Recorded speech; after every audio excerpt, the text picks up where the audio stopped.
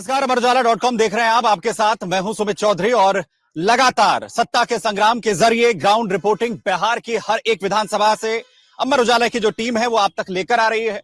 और आज सुबह से लगातार आपसे मुलाकात हो रही है। चाय पर चर्चा जो है वो हमने पटना में की, पाटलिपुत्र की धरती से यहाँ के लोगों की जो नब्ज है वो समझने की कोशिश की है। इसके बाद युवाओं की आखिर क्या उम्मीदें हैं इस बार के विधानसभा चुनाव में, क्या तमाम मुद्दों को लेकर जो युवा है वो वोट करने वाले हैं। और अब बारी है सत्ता के संग्राम की, और जिसमें पार्टियों के जो प्रतिनिधि हैं, इसके अलावा जो आम जनता है, उनके सवाल जवाब जो है वो पार्टी के प्रतिनिधि, खुद प्रत्याशी जो इस बार मैदान में उतर रहे हैं, उनके जरिए आप तक पहुंचाने की कोशिश होगी कि आखिर पटना के अंदर किस तरीके का जो माहौल है, इसके साथ ही इस बार के विधानसभा के मुद्दे क्या है पटना के तमाम लोगों के लिए। और क्योंकि राजधानी के अंदर हम मौजूद हैं, तमाम तरीके की जो गर्मजोशी है वो लगातार यहां पर देखने को मिल रही है। तमाम जो दर्शक हमारे साथ लगातार बने हुए हैं, हमें लगातार डिजिटल प्लेटफॉर्म पर फॉलो कर सकते हैं, अमर उजाला पर, और साथ ही साथ अमर उजाला बिहार का जो हमारा डिजिटल प्लेटफॉर्म है वहां पर भी लगातार आपको सबसे पहले जो खबर है, जो जानकारी है, वो लगातार यहां पर पहुंचती रहेगी। तो सबसे पहले चलिए जो कार्यक्रम की शुरुआत करते हैं, और सबसे पहले जोरदार तालियां आप सभी के लिए जो लोग यहां पर जो है वो मौजूद हैं, और साथ ही साथ जो पार्टी के प्रतिनिधि इस वक्त हमें यहां पर ज्वाइन कर रहे हैं, उनके परिचय के साथ मैं शुरुआत यहां पर करना चाहूंगा। हमारे साथ वर्तमान में जो विधायक है बीजेपी से संजीव चौरसिया जी, वो हमारे साथ यहां पर जुड़ रहे हैं। बहुत बहुत स्वागत सर आपका। साथ ही साथ सीपीआईएमएल से दिव्या गौतम जी हमें ज्वाइन करेंगे। उनके स्थान पर फिलहाल में जो है वो दिव्यम जी जो है वो जिम्मेदारी संभालेंगे, उनके जो है सवाल जवाब उनके साथ यहां पर होंगे। इसके अलावा हमारे साथ जदयू से महेश दास जो है वो जिम्मेदारी यहां पर अपनी पार्टी की ओर से संभालते हुए नजर आ रहे हैं। और क्योंकि दीघा विधानसभा सीट है और संजीव जी वर्तमान विधायक जो है वो भी हमारे साथ इस वक्त है, तो सवाल जवाब का सिलसिला सर आप ही के साथ शुरुआत यहां पर करते हुए, सब तैयारी कैसी चल रही है, क्या उम्मीद कर रहे हैं इस बार? उम्मीद पूरी तरह से है, क्योंकि जनता के बीच में आप प्यार के लगाए जाए क्यारी तो ही है तैयारी। तो विशेष जरूरत इसलिए भी नहीं है कि जनता के बीच में लगातार विकास और विश्वास के साथ आप बनाए रखिए। तो जब जनता विश्वास करती है तो विकास सहज रूप से निकलती है, और एनडीए के सरकार में विश्वास के लिए ही जानी जाती है। बिहार का जो पूरा विकास, बिहार के जो पूरे पैमाने देख रहे हैं माननीय प्रधानमंत्री नरेंद्र मोदी जी, माननीय नीतीश कुमार जी, तो डबल इंजन के सरकार ने विकास के अनेक पैमाने तय किए हैं बिहार का। और मैं तो बार बार कहता हूं कि दीघा का जो विकास है, पूरे बिहार का विकास अगर देखेंगे तो दीघा का विकास से अपने आप परिलक्षित हो जाएगा। वो 181 करोड़ का राजीव नगर का नाला कल विषय पर हो, चाहे बाबा चौक हो, जो निश्चित तौर पर शिलान्यास हो गया, अटल पथ का निर्माण देख रहे हैं, गंगा पथ का देख रहे हैं, बड़े बड़े सड़कों के भी हैं, और साथ ही साथ सब जगह पर आरसीडी सड़कों का अंबार जो पूरे दीघा विधानसभा में बिछा है, अलग अलग प्रकार से हॉस्पिटल्स के हैं, आईजीएमएस में है, तो चिकित्सा की सुविधा हो, शिक्षा की सुविधा हो, सब सुविधा को पूरी तरह से विकास के पैमाने पर तौलते हुए इन 10 वर्षों में हमने बढ़ाने का काम किया। पहले के दीघा अब के दीघा में बहुत अंतर है। रात रात तक यही बिहार का विकास दिखाई दे रहा है कि रात रात भर महिलाएं हो, पुरुष हो, कोई भी हो, सब किस प्रकार से भ्रमण कर सकते हैं, जा सकते हैं, निडर होकर रह सकते हैं। और उससे भी ज्यादा पूरे बिहार का आप देखेंगे कि जो 4-4, 5-5 फेज में चुनाव होते थे, मात्र 2 फेज में हो रहे हैं। इस बात का द्योतक है कि कितना बिहार सुरक्षित है। तो स्वाभाविक रूप से जब संरक्षित है 2 नेतृत्व के द्वारा पूरी तरह से, तो बिहार अपने आप में सुरक्षित भी है। और उसी पृष्ठभूमि को आगे बढ़ाते हुए दीघा पूरा ग्रामीण प्रदेश भी है, शहरी प्रदेश भी है, और सबका साथ, विकास और प्रयास ये दीघा के अंतर्गत है। वो मिशनरीज की बात करें, अल्पसंख्यक की बात करें, सिख की बात करें, तो सभी प्रकार का समाज के पूरी तरह से समावेशी विचार और विकास दीघा के अंतर्गत रहता है। संजीव जी, क्योंकि दीघा का भी आप जिक्र कर रहे हैं और पिछली बार की अगर विधानसभा चुनाव की बात करें तो एक सबसे बड़ी जो जीत बिहार के अंदर हुई, जो तमाम अलग अलग सीटों के उसमें से एक सीट आपकी भी रही, जितने बड़े मार्जिन का इस बार जो है वो जीते हैं। आप विकास की बात कर रहे हैं, तो ये मार्जिन बढ़ जाएगा इस बार? निश्चित तौर पर बढ़ेगा। और जो पिछली बार का जीत है, वो जीत आप याद रखिए कोरोना के समय का जीत है। तो निश्चित तौर पर कोरोना में जो काम किया तभी तो इतनी बड़ी जीत हुई है कि सब लोगों ने सड़कों पर निकलकर वोट करने का काम किया। तो कोरोना में जिस प्रकार से हमने काम किया, और आपकी जानकारी के लिए मैं देश का दूसरा विधायक हूँ कि जो कोरोना काल में ट्रायल वैक्सीन हमने लेने का काम किया, चूंकि पूरी तरह से ये विश्वास था कि माननीय प्रधानमंत्री नरेंद्र मोदी जी का ये वैक्सीन है, विश्वास का वैक्सीन है। बिहार में तो कोई नहीं लिया था। देश के अंतर्गत मैं दूसरा जनप्रतिनिधि हूँ कि जो कोरोना वैक्सीन का ट्रायल वैक्सीन लिया, कि चल के देखते हैं। जो विश्वास, चूंकि वहां एम्स से कहा गया कि किसी भी जनप्रतिनिधि ने अभी तक ट्रायल वैक्सीन नहीं लिया, ये विश्वास आपको देना पड़ेगा, तो मैंने जाके लिया। तो स्वाभाविक रूप से कोरोना के काल में जो काम किए उसका विश्वास वोट में परिणित हुआ, दिखाई दिया। तो स्वाभाविक रूप से उसका परिणाम बहुत ही सकारात्मक होगा और अच्छे मार्जिन से निकलने का इसलिए रहेगा क्योंकि मतदाता उसी प्रेम और स्नेह के साथ स्नेह प्रदान करती है। सर ये तो हुई आपकी विधानसभा सीट की बात। अब क्योंकि पटना में हम खड़े हुए हैं, सरकार यहीं से चलनी है, हर किसी की जोर आजमाइश यही है कि कौन जो है सत्ता के सिंहासन पर बैठे।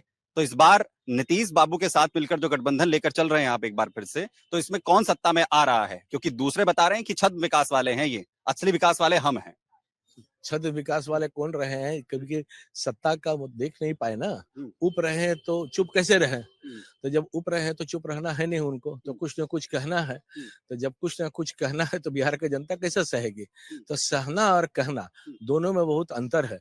तो बिहार की जनता ने सहा है उनके कार्यकाल को, उनके पूर्वजों के कार्यकाल को, उनके माता-पिता जी को कार्यकाल को देखा है।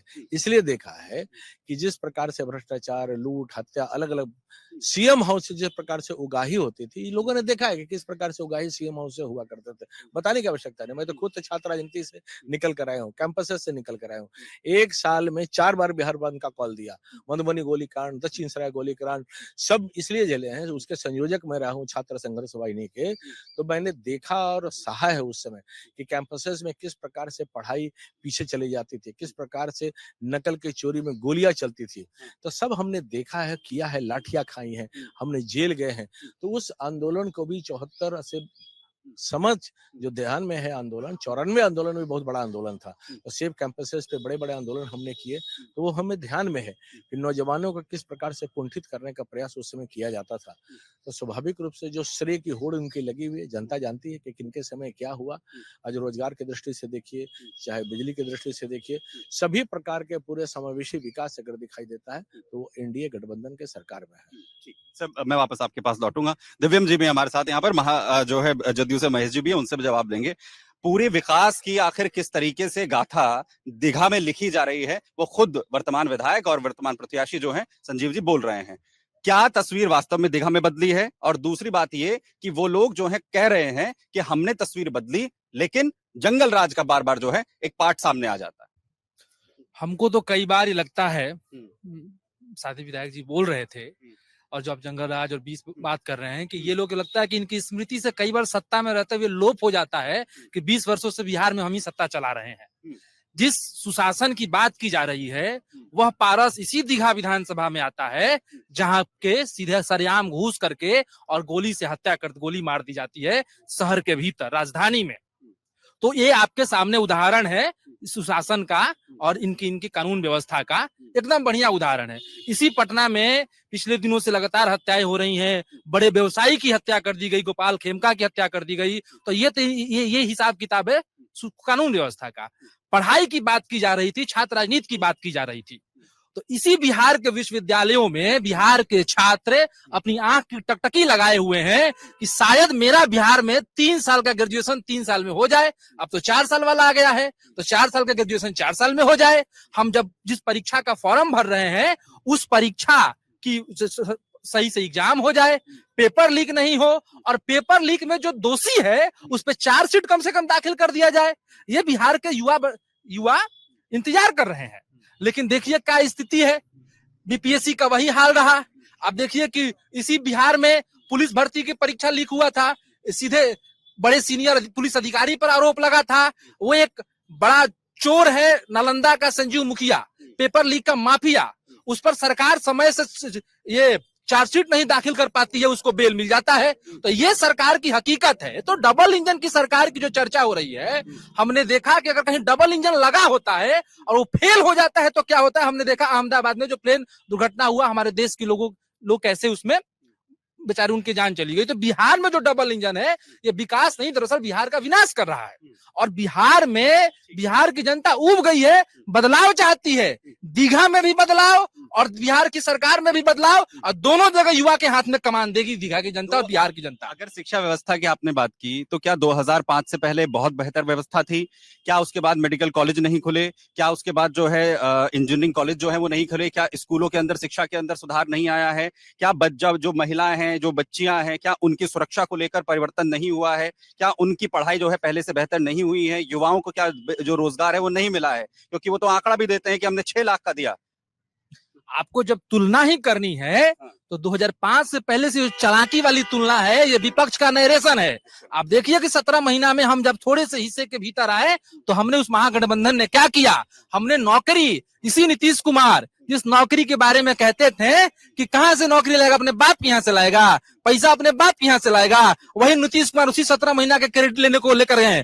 और सबसे बड़ी बात, बिहार में नौकरी के विमर्श को हम सामने लेकर के आए, बिहार में नौकरी के विमर्श को हमने स्थापित किया, वरना नौकरी की बात तक नहीं होती थी। तो इसलिए बिहार की जनता इस बार तैयार है बदलाव के लिए, और हमारी प्रत्याशी भी आ गई है। दीघा भी युवा प्रत्याशी चुनेगा और बिहार में भी युवाओं की सरकार बनेगा, युवा प्रत्याशी चुनेगा। ठीक है, दिव्या गौतम जी भी आ गई, उनसे भी जरा सवाल जवाब हो जाएंगे। महेश दास जी भी हमारे साथ यहाँ पर। महेश जी जरा ये बता दीजिए कि वो कह रहे हैं कि 2005 से कंपैरिजन करके बताते हैं कि आखिर किस तरीके की रफ्तार जो है भरी गई है। भूल गए हैं कि लगातार जिस तरीके से हम लोगों ने 17 महीने के अंदर जो है वो नौकरियां दी, और आखिर उससे पहले बीजेपी के साथ बैठकर कितनी नौकरियां दी हैं। देखिए, ये समझना पड़ेगा, ये 20 साल भी कहते हैं और फिर 17 महीना का क्रेडिट भी लेते हैं, तो इसके लिए इनको सबसे पहले माफी मांगना चाहिए। और मुख्यमंत्री कौन था? आदरणीय नीतीश कुमार जी ना। तो फिर ये कैसे, डिप्टी सीएम कोई संवैधानिक पद होता है क्या? एक मंत्री के दर्जा के बराबर होता है। तो जब नीतीश जी मुख्यमंत्री हैं तो नौकरी किसने दिया? नीतीश जी और एनडीए की सरकार ने नौकरी दी। ये लोग जिस तरीके से भ्रम जाल फैलाना चाहते हैं, और क्यों नहीं कंपेयर करना चाहिए भाई? आपकी सरकार 2005 से पहले भी 15 साल राष्ट्रीय जनता दल की सरकार रही है, महागठबंधन की सरकार रही है, तो कंपेयर क्यों नहीं किया जाना चाहिए? क्या उस समय से बेहतर सड़क नहीं है क्या? उस समय से बेहतर बिजली नहीं है क्या? उस समय से बेहतर शिक्षा व्यवस्था नहीं है क्या? उस समय से बेहतर सुशासन मॉडल जो है बिहार में, लॉ एंड ऑर्डर की स्थिति अच्छा नहीं है क्या? उस समय से बेहतर क्या स्वास्थ्य की स्थिति बढ़िया नहीं है क्या? सवाल उठा देना बहुत आसान है। अब बताइए, ये नेतृत्व किसके नेतृत्व में आ रहे हैं? जो 9वीं फेल है। बड़ा आश्चर्य होगा, इस राज्य का जिसके माता पिता मुख्यमंत्री रहा हो, उसका बेटा 9वीं फेल हो, उसको मुख्यमंत्री बनाने के लिए ये लोग परेशान हैं। तो इसका मतलब यही समझते हैं कि बिहार के लोग मूर्ख हैं, लेकिन इनको नहीं पता है बिहार की जनता बहुत सतर्क है और बहुत सजग है। उनको पता है, तो 3 करोड़ परिवारों को नौकरी देने की बात कर रहे हैं ना। उनको पता है कि अब बिहार अनपढ़ राज में नहीं धकेलना चाहती है, बिहार अब उसी गड्ढा के राज में नहीं जाना चाहता है, बिहार अब वो जंगल राज में नहीं जाना चाहता है। इसीलिए बिहार की जनता, नौकरियां देना ये जंगल राज है। अगर वो ये कह रहे हैं कि हम नौकरियां देंगे 3 करोड़ हर परिवार के लिए, जो नीतीश बाबू नहीं कर पा रहे हैं, तो वो जंगल राज कहां से हो गया? वो अगर वो 17 महीने की अगर बात करते हैं कि हमने 17 महीने में 5 लाख जो है नौकरियां दी, बीजेपी के साथ बैठकर कितनी नौकरियां दी गई हैं, तो वो जंगल राज का पर्याय कहां बनता है? ये पढ़े लिखे युवाओं का अपमान नहीं है क्या? जो युवा, जो आदमी कह रहा है उसकी पात्रता है नौकरी पाने की, वो कह रहा है कि एक पढ़े लिखे युवाओं को हम नौकरी देंगे। अरे भाई, जो पढ़े लिखे युवा है वो मूर्ख है क्या? उसको आप, इसका मतलब है कि मूर्ख समझते हैं आप? इन लोगों का काम है सिर्फ बिहार को भ्रम जाल में फैलाना है ये। तो और क्या है? अरे भाई, आप कैसे नौकरी दे दीजिएगा? कहां से लाइएगा नौकरी? नौकरी की जितना व्यवस्था होगी इस बिहार सरकार में उतना ही ना दीजिएगा। आप किसी को कह दीजिएगा कि हम घरे घर बिजली पहुंचा देंगे, तो हमने पहुंचा दिया। हमने कहा कि जल हर घर में नल जल पहुंचा देंगे तो पहुंचा दिया। लेकिन नौकरी पहुंचा देना इतना आसान है क्या? आपके समय में तो यहाँ जो भी कल कारखाने थे सभी को यहाँ से आपके आतंक राज में छोड़ के बिहार से चला गया, और आप कहते हैं। अब बताइए ना, लालू यादव जी इसी बिहार के गया जिला में 1992 में कहते थे कि हम भी असुरक्षित महसूस करते हैं इस बिहार में। अपने बेटे को यहाँ नहीं पढ़ाते थे, पढ़ाते थे आरके पुरम डीपीएस दिल्ली में। आप समझिए कि लालू यादव जी खुद भी असुरक्षित महसूस करते थे इस बिहार में। तो हमने तो नहीं कहा है ये जंगल राज, ये तो माननीय न्यायालय ने कहा था।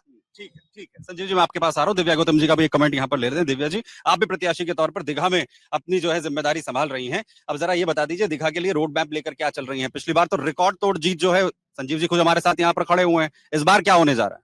सबसे पहले तो बहुत बहुत आप लोगों को मैं सॉरी कहना चाहूंगी कि मैं लेट हो गई, और लेट होने का कारण ये जमा हुई था, जो ट्रैफिक की जो समस्याएं हैं वो तो उसी वजह से मैं आज देर हुई हूँ। दूसरी बात कि इन्होंने जो भी बात कही जा रही है, लोगों के क्या यहाँ पे जो बोला जा रहा है ये फेल वो फेल, जो जिनको वो टिकट दे रहे हैं उनकी क्या क्वालिफिकेशन है? क्या हमारे यहाँ पे क्वालिफिकेशन के ऊपर बात होगी? क्या हमारे माता पिताजी अगर पढ़े लिखे नहीं हैं तो क्या वो अपने बच्चों को पढ़ाने लिखाने की बात नहीं होगी? इसी ऊर्जा पार्क के सामने हमने अपने कैंपेनिंग की शुरुआत की थी, और इसी ऊर्जा पार्क में जो महिलाएं घूम रही थी उन्होंने ये बात कही कि जहाँ पे क्रिकेट खेलते रहते हैं वहां पे फेंसिंग कराने की बात हुई थी, लेकिन अभी तक फेंसिंग नहीं हुआ है। यहीं की बात, हम लोकल बात करेंगे, उसके बाद मैं पूरा ग्लोबल बातचीत करूंगी। फेंसिंग नहीं हुई है, वहां पे बैठ के एक्सरसाइज करते हैं और योगा करते हैं, उनको चोटें लगती हैं, कई महिलाओं को चोटें लगी हैं, बच्चे को चोटें लगी हैं। जो यहाँ पे जो घूमते हैं उन लोगों के पहले तो यहाँ पे टिकट्स के प्राइस बहुत ज्यादा थे। यहाँ पे हमारे जो साइकिलिंग ग्रुप्स जो हैं उन्होंने आंदोलन किया तो 5 रुपए हुए। हम चाहते हैं कि वो फ्री हो, जहाँ खड़े हम उसी की बात करेंगे। यहाँ के आसपास जाइए, अभी मैं इंद्रपुरी से जाकर वहां से कैंपेनिंग करके आ रही हूँ, हर जगह इनका बोर्ड लगा हुआ है, विधायक जी का बोर्ड लगा हुआ है, लेकिन अब जैसे ही वहां जाएंगे वहां पे कोई काम नहीं हुआ है। हर वक्त बोला जाता है कि हम लोगों ने रोड बनाया, लेकिन जहां महेश नगर, इंद्रपुरी, हर रोज मैं भी कॉलेज जाती हूँ उसी रास्ते से लेके चलती हूँ कि 1.5 घंटे वहां पे जाम में राजीव नगर का जो पास है वहां पे जाम में फंसना ही फंसना है। ये समस्याओं के ऊपर लोग इस बार वोट करेंगे, इन समस्याओं पे वोट करेंगे कि अगर हम नाली गली जो आप थोड़ी सी बारिश हुई कि आप अपना पैंट उठा करके चलना शुरू कर देंगे, ये प्रॉब्लम्स पे बात करेंगे। यहाँ पे बात कर रहे हैं कि जो हम रोजगार कैसे देंगे, यहाँ के जो युवा हैं उनको बोला जा रहा पकोड़े तलो और ये करो, इसको रोजगार ये मानते हैं तो बिल्कुल इनको रोजगार नहीं दिखेगा। इसीलिए लोग इस बार बदलाव चाहते हैं, और इसी बदलाव के लिए अगर आप क्वालिफिकेशंस की बात करते, क्वालिफिकेशन से नहीं होता है, आपकी सोच क्या है, आप किस तरफ जाना चाह रहे हैं। और इस बार लोग चाह रहे हैं कि युवाओं के नेतृत्व में सरकार बने, महिलाओं के नेतृत्व में ये सरकार बने। ठीक है संजीव, जरा जवाब भी ले लेते हैं क्योंकि दोनों ही प्रत्याशी जो है इत्तेफाक के साथ हमारे साथ यहाँ पर है। संजीव जी वो कह रहे हैं कि पिछली बार जो हुआ सो हुआ, इस बार जो है वो परिवर्तन होगा, परिवर्तन होगा युवाओं के नेतृत्व में, महिलाओं की सरकार, यहाँ पर गरीबों की जो सरकार है वो इस बार बिहार चाहता है। मैं तो पहले बधाई, और जो यहाँ पर हैं चुनाव की दृष्टि से उनको बधाई देते हैं, और समाज का थोड़ा अनुभव ले, अनुभव समाज का थोड़ा आएगा तो शायद कुछ अच्छाइयों की ओर आकर्षित हो सकते हैं। और हमें बस यही कहना है कि इतने बदलाव की ओर इतने समाज के लोग कहीं भी आप चले जाएंगे तो कहने मात्र का हो सकता है, पर जहाँ जहाँ बोर्ड लगे हैं, जहाँ विकास हुए हैं, जो यहाँ रहे हैं वो 10 साल पहले जानते हैं कि किस प्रकार की सड़कें यहाँ थी और अभी किस प्रकार से कालीकरण हुआ है। मैं कह सकता हूँ कि पूरे बिहार में सबसे ज्यादा इंटरनल कालीकरण की सड़कें हुई है तो वो दीघा विधानसभा हुआ है। वो एक दिन में नहीं हुआ, उसकी विजन और मिशन। तो पहले विजन चाहिए कि आपको एकीकृत भाव से कैसे समग्र विकास और विश्वास पे आगे बढ़ना है, और विजन भी चाहिए कि हमको 10 साल तक अगर दीघा विधानसभा के विचार करते हैं तो विधानसभा कैसा होना चाहिए। तो जो मेरे प्लान थे, आरसीडी का मैक्सिमम सड़कें हो, ढलाई से हट के, आज सब जगह आप देख रहे हैं, बताने की आवश्यकता नहीं है कि लगभग 30 किलोमीटर से ज्यादा आरसीडी सड़कें, पाटलिपुत्रा से लेकर पुलिस कॉलोनी से लेकर ऐसे बहुत सारे सड़कें अल्टरनेटिव टू बेली रोड हमने दे दिया, क्योंकि इस सोच का ही परिणाम था कि पुनाई चक से निकलेगा तो सीधे आप रुकनपुरा चले जाइएगा। पर जो लोग यहाँ आए हैं उनको शायद अगर उनको सड़कों के बारे में भी अनुभव होगा तो पता चल सकता है कि भाई रुकनपुरा कहाँ होता है, पुनाई चक कहाँ होता है, कैसे निकलता है। तो शायद अनुभव करें, उसके लिए कुछ टिप्पणी करने की आवश्यकता नहीं है। पर उसके साथ साथ बहुत सारी जो चीजें होती है, जो निगम के अंतर्गत भी होती है, विधानसभा के अंतर्गत भी होती है। तो जो विधानसभा के अंतर्गत लेके और निगम के अंतर्गत लेके जल जमाव के लेकर, जल जमाव जहाँ पहले हुआ करते थे बड़े पैमाने पे, जो बड़े बड़े सम्प हाउस के निर्माण हुए वो इसलिए हुए कि जहाँ जहाँ पटना नए बसे हैं, दीघा विधानसभा का होलिस्टिक अगर व्यू करेंगे तो एक पुराने ग्रामीण परिवेश के भी हैं जो शहर की ओर परिवर्तित हो रहे हैं, कि जहाँ नालियों के लेकर, जहाँ सड़कों के निर्माण के लेकर, जहां वाटर लॉगिंग के लेकर एक पूरी प्लान चाहिए। इसलिए तो राजीव नगर का नाला का निर्माण का 80 करोड़ का हुआ, इसलिए तो बाबा चौक का 100 करोड़ का निर्माण का हुआ। ये पूरा क्षेत्र आप देखेंगे कि पूरा परिवर्तित होता हुआ दिखाई देगा आने वाला समय में। मैं कह सकता हूँ कि 5 साल के पूरे इस कार्यकाल में जितना सारा परिवर्तन होगा 5 साल बाद भी फिर मिलेंगे आपसे, तो उसी दिशा और दशा के साथ मिलेंगे। 1024 एकड़ के लिए जो संघर्ष हमने किया, चलते हुए गोलियां में कौन विधायक जाके खड़ा होता है कि अगर पहली गोली चलेगी तो मेरे सीने पे चलेगी, क्योंकि छात्र राजनीति से निकल कर आए हैं। जनता के मुद्दे पर सजैव आप संघर्ष के साथ निकलने का काम कीजिए। अब मैं कह सकता हूँ आपके माध्यम से कि जैसे ही चुनाव का परिणाम के बाद होगा और आने वाला समय महीना के अंतर्गत राजीव नगर का जो पूरी समस्या लगभग सॉल्व हो चुका है, तो 224 का पूरी तरह से सॉल्यूशन निश्चित तौर पर होने का काम करेगा। तो सेवा, संघर्ष, समर्पण ये समाज में जब ही होगा तो वही आपका दर्पण होगा, वही आपका अर्पण होगा। तो उसी में दर्पण और अर्पण में आप आगे बढ़िए तो सब कुछ अपने आप होगा। जनता देख रही है कि कहाँ पैरामीटर से, किनके समाज के पैरामीटर से, और ये भी देखती है अगर पढ़े लिखे की दृष्टि से है तो एमबीए मार्केटिंग कोई किया है, असिस्टेंट प्रोफेसर कोई रहा हो, सब प्रकार से रहा हो, वैसा प्रतिनिधित्व कर रहा हो लगातार आपका दीघा विधानसभा के अंतर्गत, उस नाते भी कर रहे हैं, तो स्वाभाविक रूप से एमकॉम की है, पीएचडी है, मार्केटिंग है, असिस्टेंट प्रोफेसर है, सब है। तो अगर पढ़े लिखे प्रतिनिधित्व के आयाम का पैरामीटर भी तय करेगी तो तय करेगी। जनता समाज में देखेगी कि जो संघ की शाखा से निकलकर विद्यार्थी परिषद, उत्तर प्रदेश के सह प्रभारी पार्टी, युवा मोर्चा, सब प्रकार के संगठन का अनुभव लेके अगर प्रतिनिधित्व समाज का कर रहा है तो स्वाभाविक रूप से मिशन और विजन के साथ काम कर रहा है और पूरा परिणाम और परिणति समय पर जनता देती है। अल्टीमेट कोई है तो वो मतदाता है, ईश्वर के स्वरूप में, समय पर वही परिणाम देगा।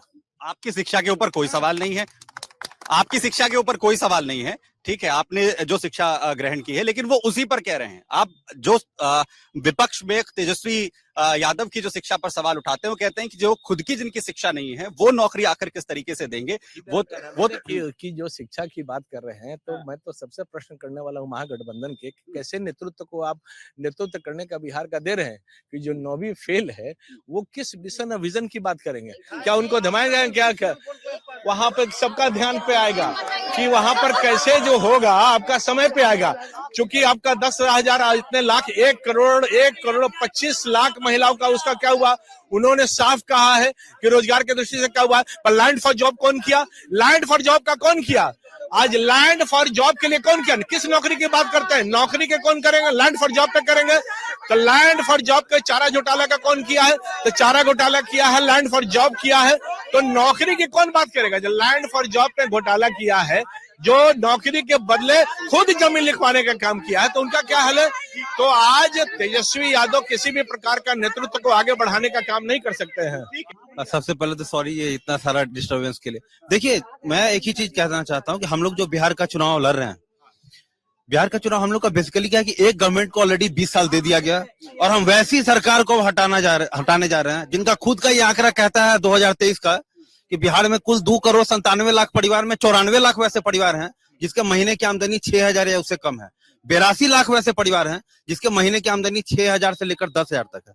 और अगर इन्होंने लिटरली जॉब्स एंड एम्प्लॉयमेंट पे काम किया होता तो इनको जो 10,000 रुपया महिलाओं को घूस देना पड़ रहा है चुनाव से पहले, वो देना पड़ता। मैं आपको एक आंकड़ा देता हूँ, जुलाई से सितंबर के बीच बिहार गवर्नमेंट ने 16,000 करोड़ का लोन लिया है और उसी से 10-10 हजार रुपया सब औरतों को घूस दे रहे हैं। मैं एक बात कहना चाहता हूँ, अगर इनको लिटरली जॉब्स पे ध्यान देना होता, महिलाओं के काम पे ध्यान देना होता, इनके पास इतना साल वक्त था, चुनाव से 1 महीना पहले इनको महिलाओं को जो है श्रम योगी और कार्य योगी बनाना पड़ता है। इसीलिए अभी जो ऐसा टाइम आ गया बिहार की उस जनता को जिसमें केवल 13 लाख ऑर्गेनाइज सेक्टर का जॉब है। आज भी यहाँ के लड़कों को 12,000, 13,000, 15,000 के नौकरी के लिए चंडीगढ़, पुणे, हैदराबाद जाना पड़ता है। मैं आपको पढ़ाई का एक आंकड़ा बताता हूँ। एक टाइम में Patna science college university Cambridge of the east बोलते थे ना, आज पटना साइंस कॉलेज में 142 सीट्स खाली हैं। ना आपका एजुकेशन ठीक है, ना आपका हेल्थ ठीक है। खाली ये कह देने से कि रोड बना दिया और बिजली ला दिया, इसे राज नहीं चलता है। आपको यहाँ की जनता को proper health, proper job opportunity provide करना पड़ेगा, जो हम महागठबंधन की सरकार आया करेंगे। और अगली बात, ठीक है, अब आप कहाँ थे आप? एक मिनट, मेरा नाम, एक मिनट, अरे भैया, मेरा नाम विवेक कुमार सिंह हुआ। अभी कम्युनिस्ट पार्टी से जो मैडम थी और इधर कांग्रेस को जो एक प्रवक्ता आए हुए हैं, मेरा इन दोनों से एक ही क्वेश्चन है। मैडम, जेएनयू में लोग पीएचडी करते हैं, 60 साल उम्र हो जाता है फिर भी वो पीएचडी ही करते रहते हैं। वो पैसा कहाँ से आता है? मैडम एक minute, let me finish first, ठीक है। और एक हमारे कांग्रेस के भाई साहब हैं, जिनके युवराज जो हैं आज, ओ भाई साहब, जो युवराज जो हैं आज भी युवा हैं, 58 साल उम्र हो गई लेकिन आज भी युवा हैं। अरे नहीं भैया ठीक है 55, चलिए वो आपने मान लिए, मैंने 3 साल बढ़ा के बोला, उन्होंने 55 कर दिया। आज भी युवा हैं और जब इलेक्शन का समय आता है ना तो कभी मलेशिया जाते हैं, कभी थाईलैंड जाते हैं, कभी ब्राजील जाते हैं, कभी कहीं जाते हैं। क्या तरीका है?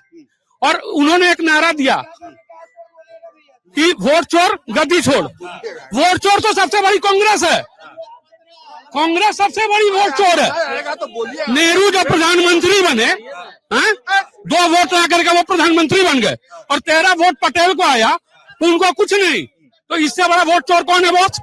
अरे बताइए, बोलिए विकास पर, आइए बोलिए विकास पर। इंद्रपुरी रोड नंबर 15 अगस्त को 2 बच्ची नाबालिग का हत्या हुआ।